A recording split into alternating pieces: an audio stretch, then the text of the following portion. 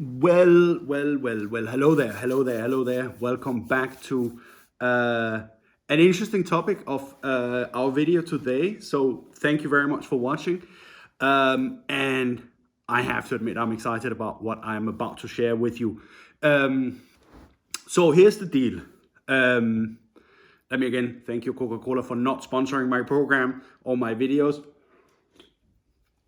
But here's the deal. So I was minding my own business the other day, which I normally do because that's the kind of person I am. And I get a message coming in my inbox. Obviously, that's where my message goes. And it's really a cool message. It's from one person that's been watching the videos that I've been making. So like that's already a good start, right? So hey Martin, how are you doing? How's it going? Big fan. I didn't say big fan. Fan. I've been watching your videos. Really like some of the things that I'm picking up from him. I'm new myself to building a watch collection. Young guy.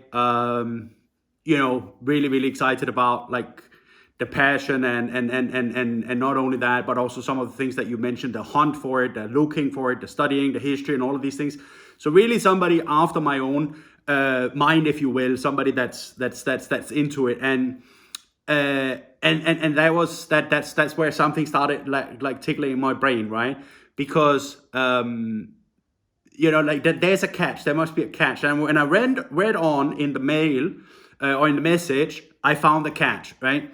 And so here's the catch. The catch is, so I'm new, I'm young, started with my first job and all of these different things. So, finances is what it is, right? Still having to, pay off my student loan and rent and what have you. And maybe it's not in the same situation as I am. That was not how we put it, but I'm paraphrasing to people. He said, I'm not as rich as you are. And I'm not rich at all. If look at what I'm wearing, and I'm sitting on a couch. I don't have my own studio and all of these things. So, but anyways, that was what his thought was. So, like, here's a correction to you, buddy. I'm not rich at all, which is what I kind of politely explained to him as well. So I can't afford the same type of watches that you're buying, although I love a lot of the pieces that you have, and we started talking about other things like that. But one thing came out of it, which was really interesting, and that was the challenge. A challenge is, I'm not a man that shies away from a good challenge at all. I am absolutely not afraid of a good challenge. Friendly competition, I love it. I absolutely love it, especially when you can take that challenge and not prove a point. That's not the situation that I'm after here, but you can actually use it as an opportunity to educate, to learn, to experience and become better, right? So that's the reason why for me challenges, I love it. And so one of the things that came up was this re-emphasis on, you can buy the pieces that you want, the pieces that you love, all of these different things. I am not in that situation yet. Hope that one day I will be, and I'm sure that this guy is talented and what have you, and that he will be in this situation in the future. Stay with the program, work hard, make the money, save, whatever, and then start to buy those upper class pieces as or luxury pieces as he was mentioning. But that is where it all came out, right? Which was, can you, knowing your own situation, knowing where you are right now, can you build a watch collection, a beginner's watch collection with 5 pieces, 5, not 4, not 6, 5 pieces that you would want to wear yourself, me, that I would want to wear for $1,000 or under? So the challenge got dropped, like literally like a mic drop in a battle, in a rap competition. 5 watches, $1,000, and you have to be able to wear them yourself. So you can't buy something you wouldn't be able to wear, or you wouldn't wear something dirt cheap that you just like, I'm never gonna wear that. You have to buy something that you actually would want to wear yourself. 5 pieces, that's easily average $200. And it has to be original, right? It can't be fakes. It can't be gray market. It has to be original. It has to be box and paper. Okay, I love when somebody says box and paper because that means that they're paying attention to what I'm saying. So, but on the other hand side, it could have been easier without box and paper, but box and paper as well. Okay, so 5 pieces, $1,000, box and paper. Okay, so that's where we are right now.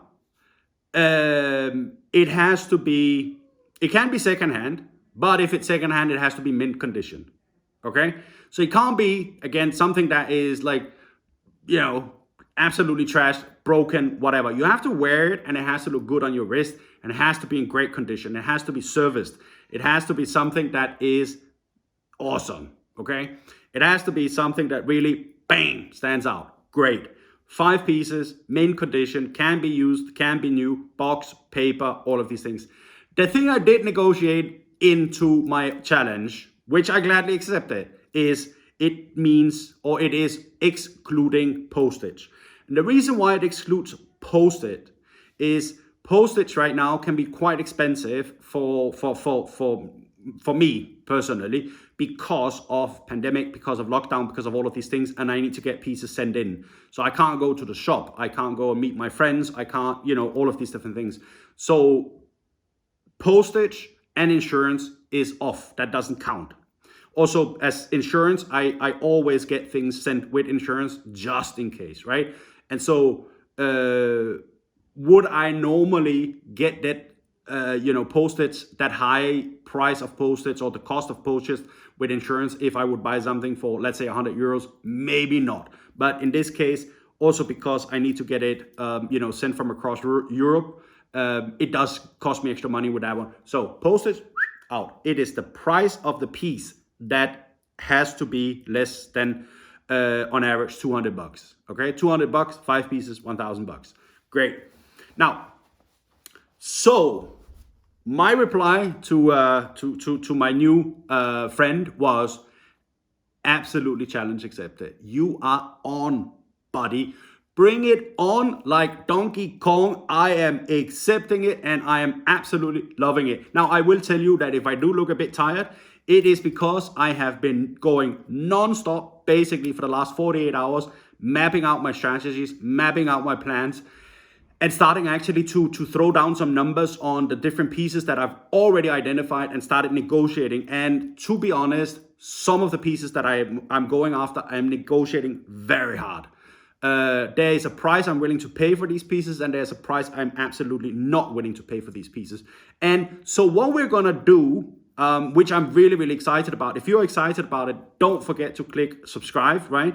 Don't forget to come with a comment and a like if what you see is something that's useful and you like it. So here's what we're gonna do over the next period of time. I am gonna go, now I closed out deals on a couple of pieces already because I am very, very eager to get started. I'm very, very excited about this one because I wanna show, not that I am right, but I want to show that it can be done, okay? And if you're thinking about tossing me another challenge and saying, could you do it for 500 euros as well? Most probably I would accept that one as well and then get cracking on that as well. But that's a different story. Now, what I want to do over the next period of time is to say, here are the pieces I'm picking up. What are the different pieces? Basically what we're doing or what I've been doing in the past. But narrow it down a bit because it's going to be a 5-piece series, right? Plus this one is the intro. So you'll most probably be able to find that under the playlist going forward. But what I will show you is my negotiation tactics, why these pieces, maybe not so much about the history, because what I'm going after is safety rather than something that is, extraordinary and extravagant. So I'm going after solid brands that I know versus cost versus actually the value of it. So I know a lot of these brands that I'm already looking up now. So I want to explore a couple of things where you really can see that for a decent amount of money, really, really decent amount of money, because 200 euros is very, very doable for some of these pieces. Where are you looking for these pieces? What should you be careful with? What can you say when you want to negotiate? what should you be absolutely not saying, and stuff like that. So really want to take you with me on the journey of picking up these 5 pieces that then you could apply directly once you start building out your collection yourself. Or you could also take it when you are maybe moving up a bit in the prices and still leverage some of these tactics, some of these rules of thumbs that I'm working with on this one as well. Now, one of the things I will tell you is I am not gonna buy a piece and then start to rearrange it, meaning I won't buy a piece adding a new strap and stuff like that, because the strap would actually be a cost that then runs into those $1,000. So I don't want to do that, because that's just pointless. Maybe in the future I would add a different strap to them or something like that, which is something that, again, I can tell you, or I will share with you when I get the piece, the physical piece here, so you can see it yourself. Bing bong, how cool it is, right? By the way, again, rocking the Mido, right? But look at this one now, the blue Karma bracelet. Does that not look cool? There. But that's a different ball game, right? So here's the plan, and here's the actions that we're taking right now. So as I said, 5 videos is gonna be the thing that we're gonna make. They will be shorter. They will be much more focused around the tactics, the strategies. What are we doing? How are we doing these different things? Who am I working with on it? Or like, why this, why that? Basically, shorten down some of the other videos that I've done specifically on this challenge. So here's what we're looking at right now. We are looking at, of course, I mean, let me just take the rules again for those that are just tuning in. $1,000, 5 pieces, mint condition, box, paper, excluding postage and insurance. Oh, and it cannot be a digital as well. So digital meaning smartwatch. Why would I even consider that? Why? You don't need, no. I'm not, no. No, Fitbit, no. No, thank you. So, I will tell you already now, as I said, I look a bit tired because I've already been in conversations on 2 pieces. One piece is absolutely, I think it's fantastic. It's the Seiko 5S Sport, right? And it's the Pepsi automatic, right? Not Coca-Cola, Pepsi. So imagine the colors, bingo bongo, you know which one. Really super nice metal brace, right? Really nice color, looks really good. And I might be able to get that on a very good price. Seiko is definitely, I mean, it's there. If you don't have a Seiko in your collection, you're missing out. Seiko, brilliant. Regardless of how much money you have, Seiko has a place in your collection. Wow, Seiko is there. So that one is one that we're going after right now. We're going after something that's called Hanover. I don't know if you know Hanover, but it's what is referred to as Swiss military. Swiss military is using it. And there I'm looking at the extreme, because I wanted to have something that, I'm going to wear it myself. That's the condition. Absolute top condition is I must want to wear it myself. And so the extreme that I'm looking at right now is a bit bigger. I think it's 45 millimeters. Not that it matters if it's 42 or 45. It's just I like the robustness of it, and I can imagine that it would remind me a lot of maybe Breitling, I think.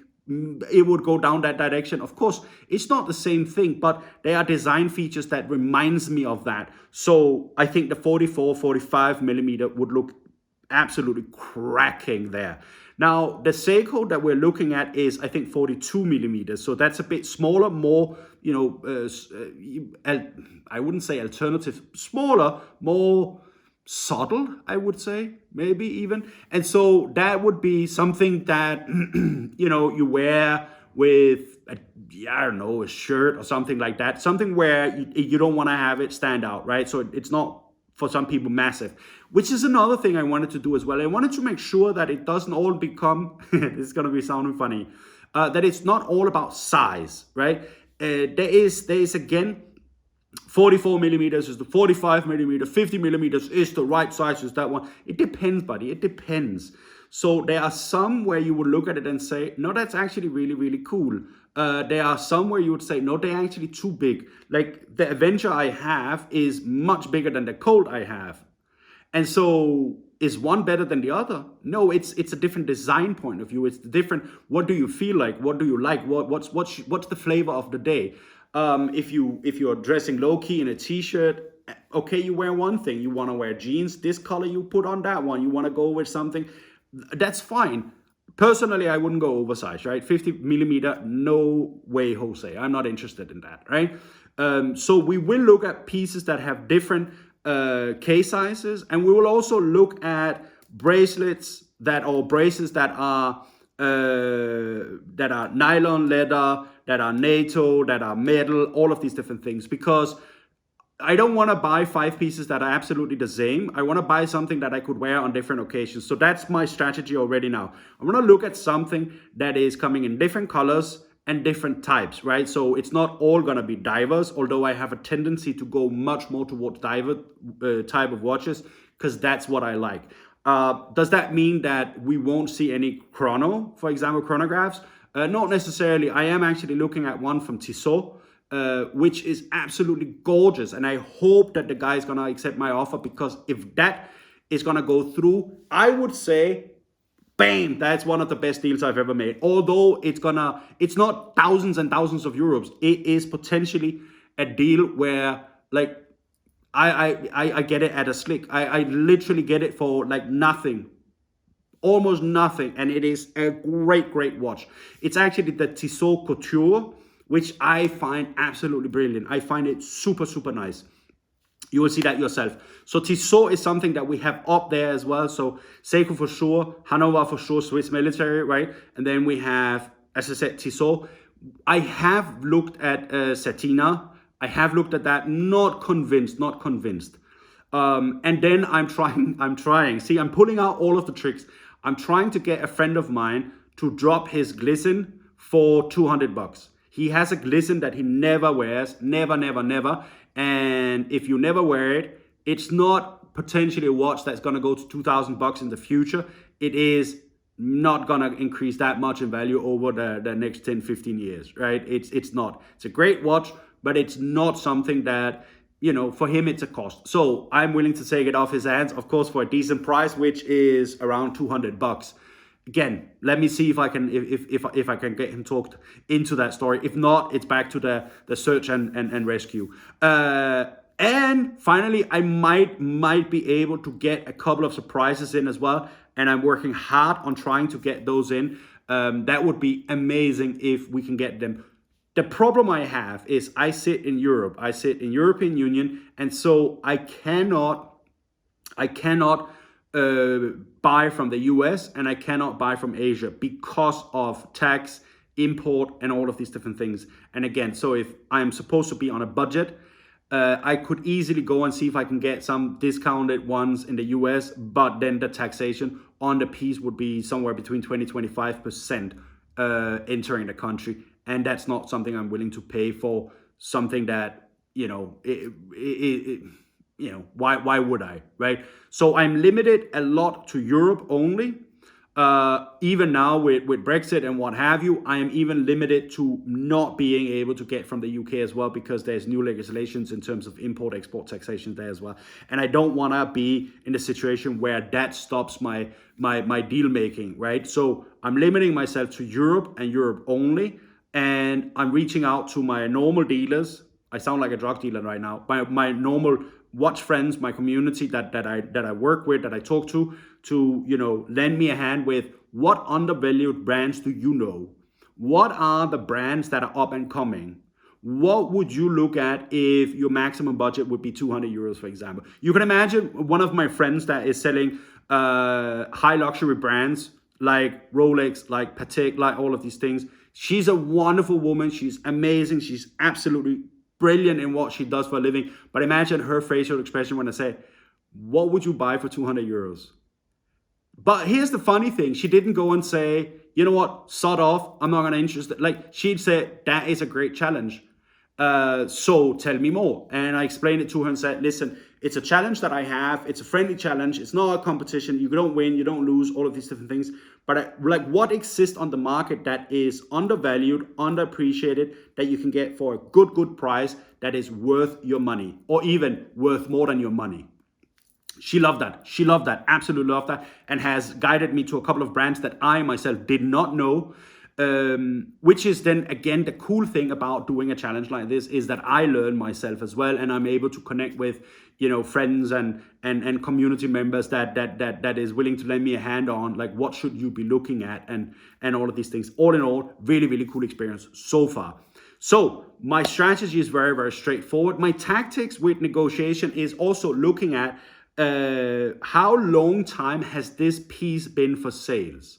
So the longer a piece is for sales, the higher the probability is that nobody's interested in buying it, or a lot of people are waiting for the right price. Now, if your piece is, let's say, Richard Mille, and the price is 700,000 euros or dollars, and you're waiting to get a drop of 60,000 euros, most probably that is where you're willing to wait for the price to drop. Now, if the piece is 120 euros and you're waiting for it to drop 5 euros, that's most probably not the case.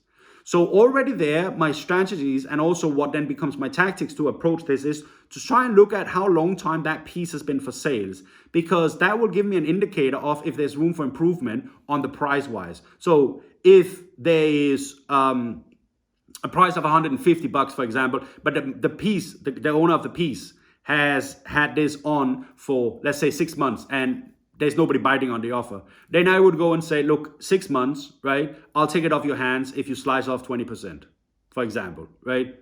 And I'm a motivated buyer, I'll buy and I'll pay in cash. Job done, right? So that's where when you are in a buyer's market or a seller's market, right? Buyer's market is if I sit with cash and I'm willing to pay immediately, I should get, a final little motivation, so I pull the trigger on that deal. If it's seller's market, it means that you have something that the market absolutely wants and is absolutely willing to pay anything for, and price it goes up through the roof, right? So where are we with these pieces? Are you in a seller's market or buyer's market? Because if you are in a buyer's market, then I won't say dictate, but I can influence the price a lot by saying, hey, I'm a motivated buyer, I have the cash, I'm willing to pull the trigger on it, and we can do the deal in the next 12, 24 hours, okay? What do you think? I know that you've had this piece for sales for the last 6 months. You're not doing anything but tying up money that you could use on, I don't know what, right? Putting it aside to buy a new piece or something like that. So how long time the piece has been on the market without getting any hits on it is something that's really valuable for me as well when I start to go into my negotiations or conversations and questioning. Now, of course, if somebody is posting that they have a piece and it comes with original box with no paper, I'm out, because as we talked about, one of the conditions is box and paper, right? And so that is one of the things where that is that's my filtering criteria number one, right? Because otherwise I wouldn't be true and honest to the challenge here. So I will show you the box and I will show you the paper as well, right? So it might be a bit old, because that's another thing that I'm looking for. I'm not looking for something here and now. I am looking for something that has a couple of years on their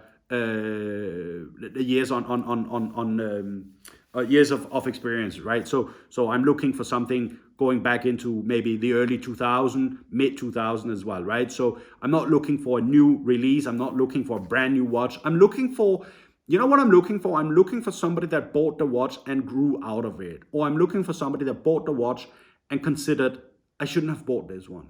Those are the one I'm looking for. So that's what I'm looking for. I'm looking for the ones that I have moved to another level. This is where I started. I'm willing to let go of it because I want to get money so I can buy my next pieces. That's what I'm looking for. Or I'm looking for the one that is, I bought this, I shouldn't have, I regret I've bought it, and I just want to get rid of it. Kind of like how I am with one of my pieces as well. However, and I will show you this piece, but it's a different story. I think I can still save it with doing a couple of artistic changes with the strap and what have you. But I'm not sure. But anyways, so those are the ones that I'm looking at. And that again is something that becomes part of your filtering mechanisms. You start to look at what brands interest you. So as I mentioned, Seiko, Tissot, for example, Glizin, whatever have you. Those are the ones that you kind of like start to look at. And then you have those that are new, those that are not familiar to you as well. But the criteria for then having it filtered down to become actually something that is relevant for you to start to communicate with the seller about is that it has to go through those selection criteria, right? Is it a motivated seller? If yes, great. Let's move that to the bucket of motivated seller. Is this seller fixed on the price of 125 euros and will not budge 5 euros? Because really, okay, maybe, put it in a maybe. This person is indecisive and no, okay, third one, right? So you start to box these different things as well. And then you start to build your priority list with what do you have here? My priority list right now is around 10 pieces, out of which I need to make the deal with 5 of them. And I am very close to have done it with 2 pieces already. Brands, motivated seller, the longer it's on the market, the better, because you will have a bit of wiggle room with that. You want to find something that is a bit more old, so it has already lost its value and it's not going to go to zero, right? And that's one of the things as well. When you buy, if you buy a piece that is not an investment graded piece, I don't know if that makes sense, but watches will lose, some watches will lose money over time because it is not a particularly collectible item. Now, if you buy it for, let's say, 500 bucks as brand new, box, paper, and all of these things, you buy it for 500 bucks and it's not a collectible item, and then they come with a new model that's even cooler, you can expect that this model will drop down in price, okay? And so that happens somewhere between 12, 24, 36, 48 months, like up to 4 years after, 4 or 5 years after, that it drops down in value. At one point, it gets to the point of this is kind of like the real value of the piece, okay? Everything else, it's inflated, right? Now, when you have that price that is settling after 4 or 5 years, you are pretty sure and you're pretty safe that it's not gonna drop significantly more. And so what I look at is pieces that has already reached that point of this is the ground or this is the base level of how much value it's going to drop, okay? So that's what I'm looking at as well. That's the reason why I'm not very interested in buying something brand new unless it's going to be an investment and then I'm going to, stick it in a box or something like that and never wear it, right? But that's not how my philosophy is. So that's what I'm looking at as well. Something with experience, something with age, and something where the value is now stable on potentially something less than what you could buy it for new.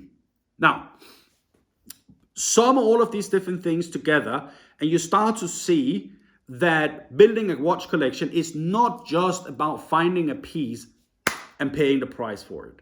That there is what I would say is the typical rookie mistake. What you have to do is you study, you research, and you start to build your strategies and your tactics on how are you going to get your hands on that piece, okay? Or something similar, okay? And that over time is then where you start to fine tune your ways of doing that and you can then, start to actually do deals that when you receive the watch, the price has already gone up, okay? So let me briefly share one story with you.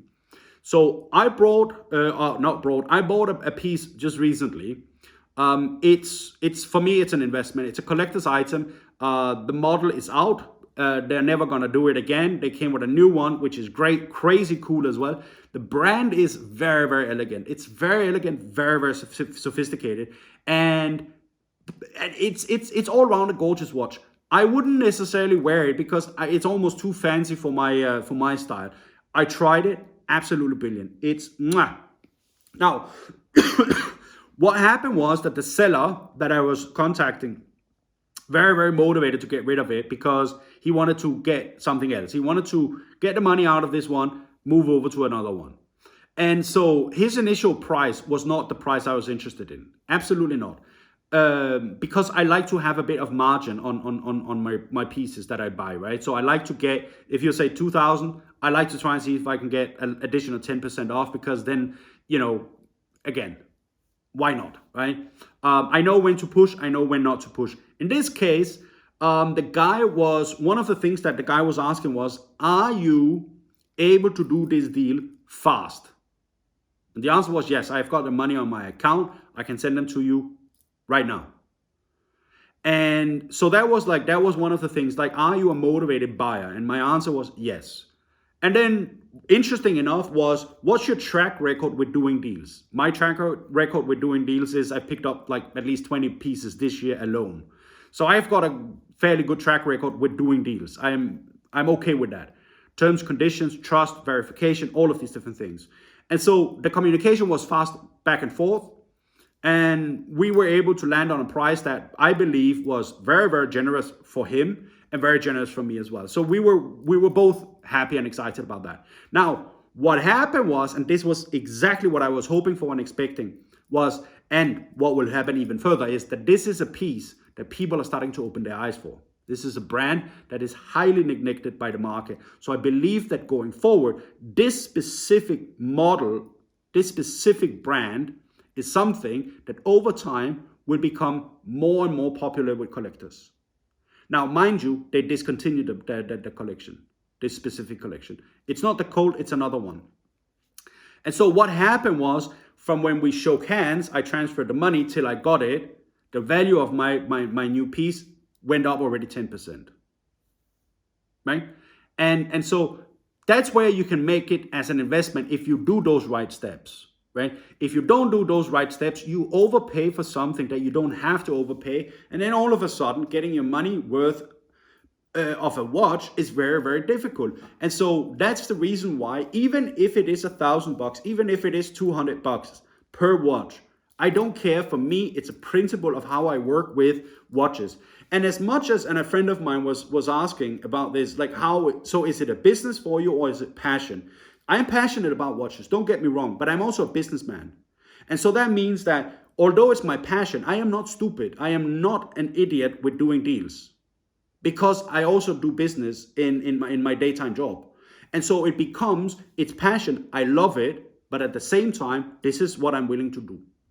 And so for me, that's where the best of both worlds comes, is you have to be absolutely passionate about building collections, wanting to build collections and all of these things, but you also have to look at it from a business perspective. And it doesn't matter if it's $100 or if it's $1,000 or if it's $1 million. It doesn't matter. It's the principle of how you work with these things. Now, that's what you're going to see me doing with the challenge that we have right now. That's what you will see, because I'm going to do that exactly on all of these pieces as well. I don't care if the price is 100 euros or 1,000 euros. I'm still going to go after what I think is fair value that makes me happy and the seller happy as well. Mind you, the seller will be happy if he gets money for his piece and he gets rid of the piece at a decent price where he doesn't lose too much on it. Because otherwise, he just sits with a cost on his hands and no recovery of the money. So that's what you have to take into consideration as well. I'm not trying to scam him. I'm not trying to rip him off. I'm not doing any of these things, but I do understand that he's got money tied up in something that he wants to recover, at least some, if not all of it. And that's where we come into the picture. And that's how we use that as a mechanism to negotiate some great deals for us. Now, again, be careful, because if it is somebody that you're working with on a frequent basis, which I have several people that I do, then it is some once in a while that you give some, you take some, right? So I got an offer on some pieces from a friend of mine that I know is not the best deal for me. However, I can also tell you that he gave me an offer on something else where I know that that's not the best deal for him. So you give and you take, right? That's how it works with people. You should not be the one that take all the time, and you shouldn't be the one giving all the time. It has to be a balance when it's working with, regular customers or regular dealers or dealerships or regular, friends, right? So it has to be balanced with that one. Now, I've talked a lot. I wanted to make this a short one, but I drifted a bit. I did have to, as you can see, my eyes are going to left and right because I've got my notes on the different locations here. Some of it all is challenge, accepted, buddy. And not only accepted, I wouldn't say it's solved. I wouldn't say I've done it already, but I would say I'm very close to have cracked it already. So stay tuned. A lot more is to come. Not only are we going to run the challenge now with the 5 video series that's going to come on that one, where we'll have some very, very cool pieces coming at a very, very affordable price. So that is one of the things that's very, very exciting for me. I'm super, super, like, this is really like you can see again, Charlie in the Chocolate Factory. Yay. I'm excited about that. It really is some of the things that makes me love what I do even more when somebody comes and asks me, can you do this? Because I'd love to see how you do it, because I want to learn from you. That is one of the reasons why I'm doing this. Am I going to be a millionaire from doing this? Maybe not. Maybe not. And that's fine. But having helped one person, 2 people, 10 people, that is one of the things that makes all of these different things so much worth it. I love that. I love that. Now, so we're going to do the 5 series about that. And you are, continue, by the way, continue sending you messages, comments, and all of these things. I see it. I read it. You're awesome. And I appreciate all of that love and care that I get from you, both on my channel here, but also messages via Facebook, things that you stick on comments on some of the other posts that I'm making on other social media. So, hey, keep on going with that. It really, really makes me excited, and I'm very, very pleased and happy with the fact that I can add value to you on these things. Now, challenge has been accepted officially. We are in business, I can tell you that. But besides being in business and besides being working on those 5 pieces, we've got a ton of different things coming up. We've got really, really a lot of lineup coming up. We've got videos that will be produced, made, and all of these different things. So there is much, much more to come on our channel. So stay tuned. And with that, don't forget to just subscribe and add your comments and a bit of love and care with the likes beneath as well.